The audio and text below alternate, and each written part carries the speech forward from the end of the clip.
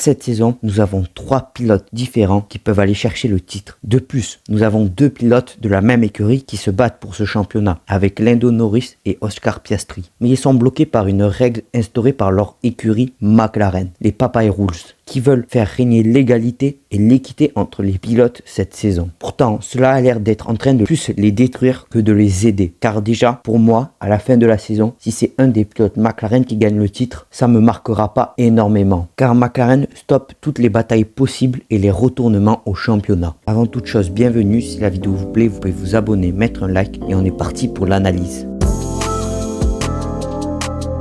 Mais c'est quoi exactement les Papaya Rules? C'est des règles instaurées par l'écurie McLaren pour que les deux pilotes se battent à armes égales, pour qu'il n'y ait aucune différence. Cela permet d'empêcher le favoritisme de un pilote, qui peut nuire à l'autre s'il veut aller chercher le titre, mais aussi augmenter les chances en évitant les crashs et les accrochages qui peuvent coûter cher à l'écurie McLaren, mais qui peuvent aussi coûter cher en termes de points aux deux pilotes. Et tout cela a été instauré depuis que McLaren est revenu aux avant-postes et qu'ils peuvent se battre pour des victoires et des titres. Nous l'avons vu en 2024 quand Norris voulait se battre pour le titre face à Verstappen, ou Oscar Piastri par exemple au Brésil en course sprint avait dû laisser sa place à Lando Norris et que ce dernier au Qatar, sachant qu'il ne pouvait plus jouer le titre, lui a rendu. Mais le problème, c'est que l'écurie McLaren tue un petit peu la bataille pour nous, spectateurs, entre les deux pilotes. Car dès qu'il y a une action un petit peu trop risquée ou trop dangereuse commise par un des deux pilotes, McLaren vient stopper la bagarre pour rétablir les règles et rappeler aux pilotes qu'ils n'ont pas le droit de s'accrocher. Nous l'avons vu plusieurs fois, comme en Autriche, où Oscar Piastri voulait récupérer la tête du Grand Prix, a tenté plusieurs manœuvres, dont une très risquée, et où il a failli embrocher son coéquipier et le mettre dans les graviers. Et d'un coup, McLaren est venu à la radio pour lui rappeler qu'il ne fallait pas faire ça et qu'il devait prendre beaucoup moins de risques sur ses manœuvres car il avait son coéquipier en face. Et en Hongrie, nous avons vu la meilleure chose car Oscar Piastri, avec de meilleurs pneus dans le dernier tour, a aussi tenté une manœuvre et directement, McLaren ont dit que ce n'était pas acceptable. Un moment surprenant, ça a été Singapour car Lando Norris tape son coéquipier Oscar Piastri au départ en tentant une manœuvre pour le dépasser et en glissant un petit peu. Même si la manœuvre est très belle de Lando Norris,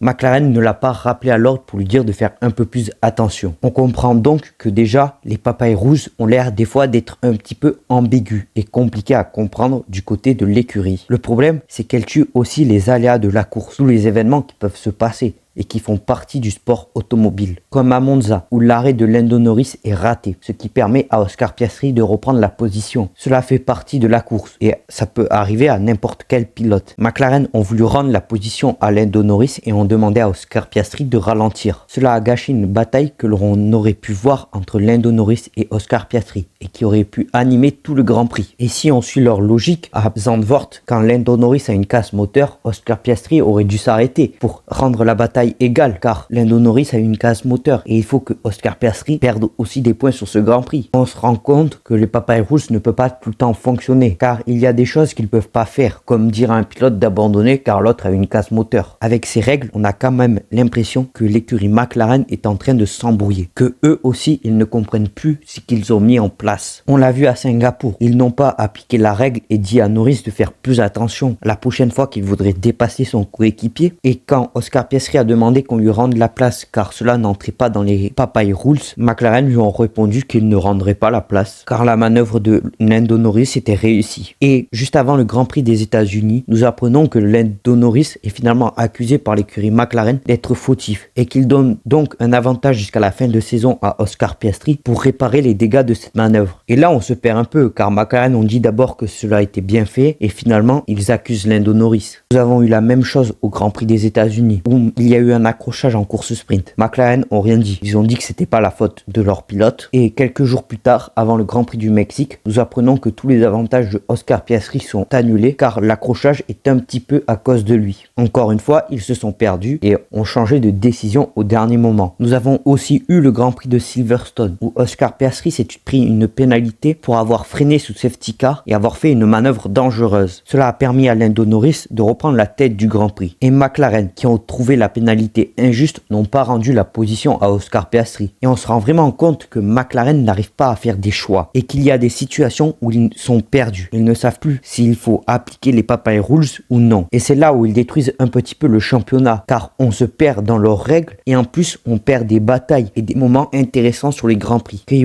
pourraient augmenter le spectacle, mais aussi rajouter une valeur à ce titre qui pour l'instant n'en a aucune pour les pilotes McLaren. Il y a quand même quelques détails dans leurs règles qui sont plutôt positifs, comme le fait que les deux pilotes aient les mêmes programmes d'entraînement. Cela est vraiment bien. Et que pour les qualifications, la priorité change de camp tous les week-ends. Et au fond, je peux comprendre ces règles, car McLaren avait aussi en tête le titre constructeur. Mais maintenant qu'ils l'ont, ils pourraient laisser les pilotes McLaren un peu plus se battre et se débrouiller tout seuls, car ils sont en train de rendre leurs pilotes beaucoup moins agressifs. Car maintenant, à chaque manœuvre entre les deux pilotes, ils veulent toujours un règlement de compte fait par l'écurie McLaren. On se souvient de Singapour, où directement Oscar Piastri prend la radio et demande à l'écurie de dire à Lando Norris de rendre la position. Et il en oublie presque qu'il peut dépasser à nouveau Lando Norris et récupérer sa position. À chaque accrochage, les pilotes prennent la radio et disent qu'ils doivent rendre une position, ou alors arrêter de faire ça car cela ne rentre pas dans les règles. Et l'attitude que les deux pilotes McLaren ont cette saison les rend inoffensifs face à un Max Verstappen qui lui s'en fout qu'on l'ait accroché, il va tout faire pour aller chercher une victoire. Et puis moi je me souviens des saisons auparavant où Lando Norris et Oscar Piastri étaient beaucoup plus agressifs envers leurs coéquipiers. On se souvient de Hongrie 2024 où Lando Norris avait fait un undercut sur Oscar Piastri et où McLaren avait demandé à ce dernier de lui rendre sa position et que Lando Norris a attendu le dernier tour pour le faire car il s'opposait à cette action. Et cette attitude plus l'incompréhension de McLaren face à leurs propres règles font que maintenant les deux pilotes McLaren sont en danger sous la pression d'un pilote néerlandais, Max Verstappen, qui lui n'a aucune règle et qui va faire tout ce qu'il peut pour aller chercher un titre. Car pendant que les deux pilotes McLaren échangent leur position à Monza,